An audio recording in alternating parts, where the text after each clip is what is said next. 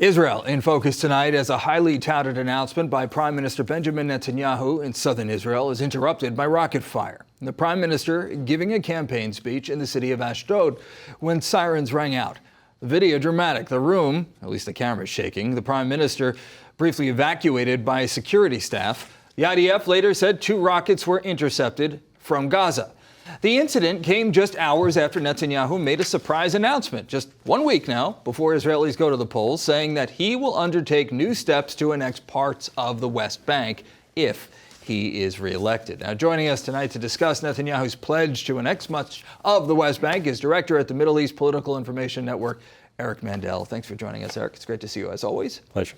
All right, so listen, first let's tackle the issue of these rockets that were fired from Gaza towards the area where the Prime Minister was about to give his speech.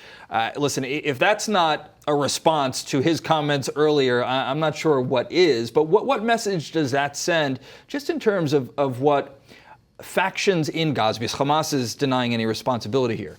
What message does that send to Mr. Security?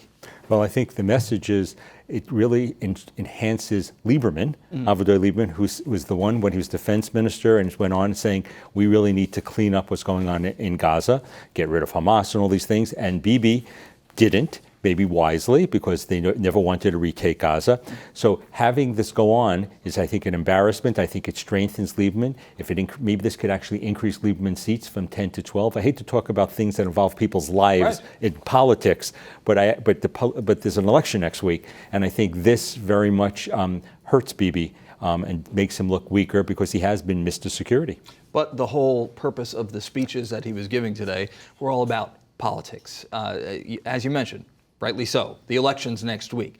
He's mentioning these things about things that he will do if, in fact, he is reelected.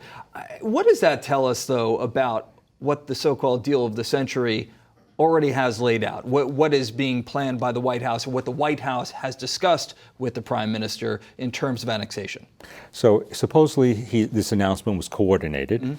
But the first thing I'm going to flip myself on politics here. Okay. The idea that discussing something so essentially important to Israel as the Jordan River Valley, that this discussion being so important and then bringing it into politics, I don't think is healthy.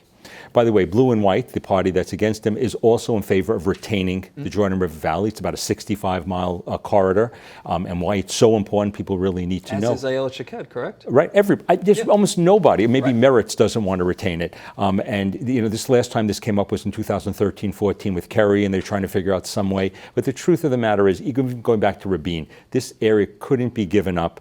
Israel needed to keep control there because next to that area is Jordan. Jordan is vulnerable. On the other side is basically Iran, which controls western Iraq.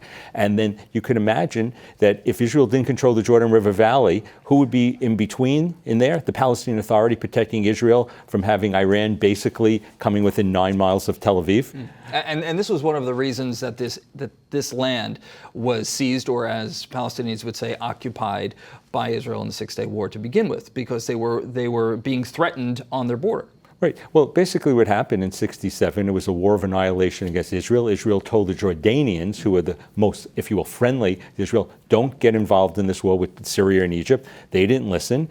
They were in control of this territory. And Israel, in a defensive war, took this over and was not going to give it back because it is basically Israel needs strategic depth, even in this age of missiles, and that this is a vital area for them. Whether the fact of talking about annexing it wasn't going back anyhow. So this is really more politics involved with national security interests. All right, Eric Mandel, we have to leave it there. It's great to see you as always. Great to be here. Thanks for coming in.